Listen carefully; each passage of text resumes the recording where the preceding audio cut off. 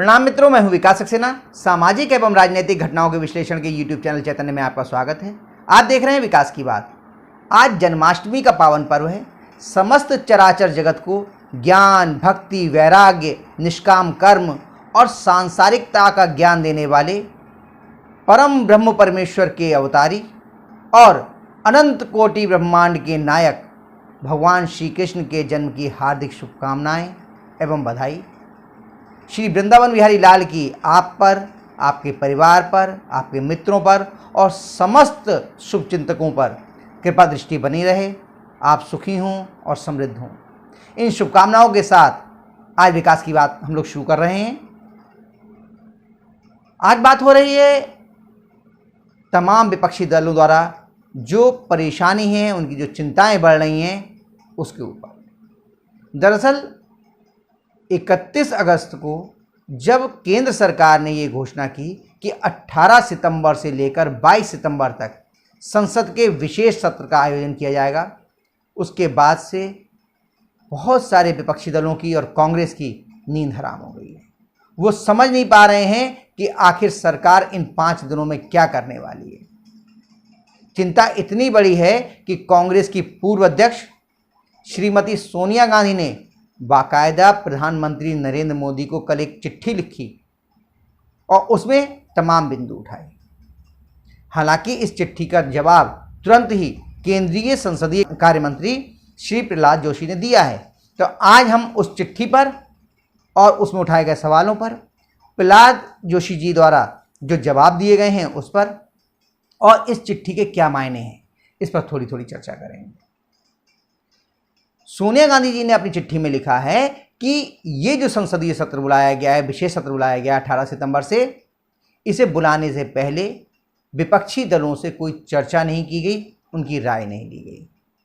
इसका जवाब देते हुए प्रहलाद जोशी जी ने बताया है कि अनुच्छेद 85 के तहत राष्ट्रपति जी को ये अधिकार है कि वो संसद का विशेष सत्र बुला सकते हैं और ये सत्र जो संसदीय कार्य संबंधी मंत्रिमंडल की समिति है उसके अनुमोदन पर राष्ट्रपति जी ने बुलाया है और संसद के सत्र को बुलाने से पहले विपक्षी दलों से चर्चा करने की ना तो व्यवस्था है और ना ही कोई परंपरा रही है, ऐसा कहना है प्रहलाद जोशी जी का। लेकिन इतने लंबे समय तक देश की शासन व्यवस्था के केंद्र बिंदु में रहने वाली सोनिया गांधी जी क्या इससे अपरिचित हैं? तो ऐसा नहीं है। जब राजीव गांधी जी देश के प्रधानमंत्री थे तब भी वो सत्ता के केंद्र में थी और सन 2004 से लेकर 2014 तक जब मनमोहन सिंह जी ने देश की सरकार कमान संभाली और प्रधानमंत्री थे, उस दौरान तो वो राष्ट्रीय जो सलाहकार समिति थी उसके अध्यक्ष थी, NAC की। पूरी सत्ता उनके इर्द गिर्द ही घूमती थी। लेकिन वो जानती हैं कि ये ऐसी ना परंपरा है ना ही अनिवार्यता है, लेकिन उन्होंने ये सवाल उठाया। इसके साथ ही उन्होंने 9 बिंदु भी बताए हैं जिनके आधार पर कहा है कि इस संसद के विशेष सत्र में इन 9 बिंदु पर चर्चा की जाए। उनमें से कुछ बिंदु खास मैं आपके लिए यहाँ पर बता दे रहा हूँ, उसके बाद फिर हम लोग आगे बात करेंगे कि इसका क्या मतलब है। उन्होंने कहा कि सत्र के एजेंडे की जानकारी नहीं दी गई है। इस सत्र में महंगाई पर चर्चा होनी चाहिए, केंद्र राज्य संबंध जो खराब हो रहे हैं उस पर चर्चा होनी चाहिए, मणिपुर में जो जातीय हिंसा हुई उस पर चर्चा होनी चाहिए, चीन जो हमारी सीमाओं का अतिक्रमण कर रहा है उस पर चर्चा होनी चाहिए, जो अडानी के बारे में कुछ विदेशी उन्होंने जो खुलासे किए हैं उस पर चर्चा होनी चाहिए, उस विवाद पर चर्चा होनी चाहिए, और जो जाति की जनगणना कराने की कोशिश की जा रही है कुछ राज्यों द्वारा, खासतौर से बिहार के द्वारा, उस पर भी चर्चा होनी चाहिए। लेकिन ध्यान कीजिए, ये विशेष सत्र है, इसमें सरकार ने कुछ विशेष कार्य सोचे होंगे जिसको लेकर के ये सत्र बुलाया गया है। ये सामान्य सत्र नहीं है। सामान्य सत्र तो अभी 20 जुलाई से 11 अगस्त तक आयोजित किया गया था, संसद का मानसून सत्र। लेकिन आपके दल ने और आपके गठबंधन के तमाम सहयोगियों ने इस पूरे सत्र का सिर्फ बहिष्कार किया। सिर्फ 2 मामलों में वो आकर के संसद में बैठे। एक, जब दिल्ली सेवा बिल पर चर्चा हो रही थी उस दौरान वो आए, और दूसरा, जब अविश्वास प्रस्ताव मोदी सरकार के खिलाफ लाया गया उस पर उस चर्चा के दौरान विपक्षी दल वहां मौजूद रहे। लेकिन आप समझिए, पूरे 23 दिन का जो ये सत्र था, इसके दौरान किसी भी विधेयक पर चर्चा करने तक को विपक्ष तैयार नहीं था, दिल्ली सेवा बिल के अलावा। जिन मुद्दों की आप बात कर रही हैं, ये सामान्य सत्र में उठाए जाने चाहिए थे, प्रश्नकाल के दौरान उठाए जाने चाहिए थे, विशेष तरीके से उठाए जाने चाहिए थे। लेकिन विपक्षी दलों ने इस महत्वपूर्ण विषय को और महत्वपूर्ण समय को खो दिया। वो जिद पर अड़े रहे कि मणिपुर हिंसा पर चर्चा नियम 267 के तहत ही हो। चर्चा ही नहीं हो पाई। लेकिन इसके बावजूद जब अविश्वास प्रस्ताव पर चर्चा हो रही थी, तो जितने बिंदुओं की आपने चर्चा की है, इन सब पे बहुत विस्तार से सरकार के मंत्रियों द्वारा जवाब दिए गए। खासतौर से अगर हम मणिपुर हिंसा की बात करें, जिस विषय पर पूरे का पूरे संसद सत्र को अराजकता की भेंट चढ़ा दिया गया, उस अविश्वास प्रस्ताव पर चर्चा के दौरान मैं सिर्फ 2 नेताओं के भाषण की बात कर रहा हूं। केंद्रीय भूविज्ञान मंत्री किरण रिजिजू जी और दूसरे केंद्रीय गृह मंत्री अमित शाह जी। किरण रिजिजू ने लगभग 1 घंटे तक पूर्वोत्तर की क्या स्थितियां हैं, मणिपुर की क्या स्थिति है, मणिपुर में वर्तमान जो हिंसा हो रही है उसके क्या कारण हैं, उस पर बहुत विस्तार से समझाया और ये बताने की कोशिश की कि किस प्रकार से पूर्ववर्ती सरकारों ने पूर्वोत्तरी राज्यों की उपेक्षा की, वहां का इंफ्रास्ट्रक्चर डेवलप नहीं होने दिया गया, वहां पर किस प्रकार से विदेशी घुसपैठिए घुस आते हैं और देश में अराजकता फैलाते हैं और देश के संसाधनों पर कब्जा किए हुए बैठे हैं। इसके बारे में बहुत विस्तार से उन्होंने बताया। लेकिन पता नहीं क्यों आपके पार्टी के नेता और आपके तमाम सहयोगी जो विपक्षी दल के नेता हैं, वो उसे सुनने को तैयार नहीं है। इसके अलावा केंद्रीय गृह मंत्री अमित शाह जी ने लगभग 2 घंटे तक अपना उद्बोधन दिया, भाषण दिया संसद में, और उसमें 1 घंटे से ज़्यादा समय तक वो केवल पूर्वोत्तर और मणिपुर पे बोले। उन्होंने पूरे क्रमवार तरीके से वर्तमान का जो घटनाक्रम है वो समझाया, ये भी बताया कि इसकी ऐतिहासिक क्या कारण है, किस वजह से ये सब चल रहा है।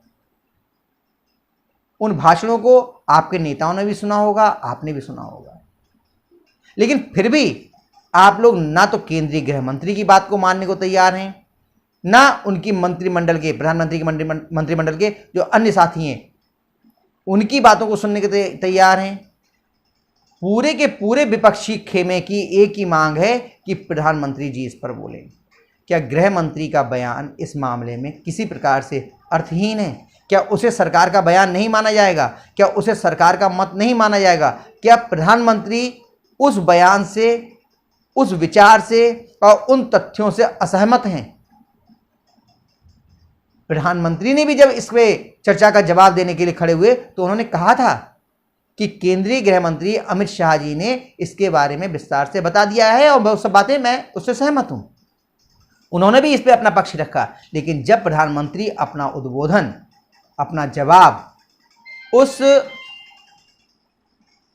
लेकिन जब प्रधानमंत्री जी अपना बयान संसद में दे रहे थे, अपना जवाब दे रहे थे उस चर्चा का, तो आपकी पार्टी ने संसद सत्र का बहिष्कार कर दिया। उस पूरे के पूरे सदन से आप लोग उठ करके चले गए और प्रधानमंत्री का भाषण सुना तक नहीं, उनके जवाब को सुनने की भी आपने जहमत नहीं उठाई। अब जब विशेष सत्र हो रहा है जिसके विशेष प्रयोजन होंगे, कोई विशेष कारणों से सरकार ने बुलाया होगा, उसमें एक नींबू निचोड़ने वाली जो बात कहते हैं, इसलिए आपने इन 9 मुद्दों को उठाया है। ये 9 मुद्दे अगर इतने महत्वपूर्ण थे, आपको लगता था, तो संसद के मानसून सत्र के दौरान आपने या आपकी पार्टी के अन्य नेताओं ने इसे क्यों नहीं उठाया?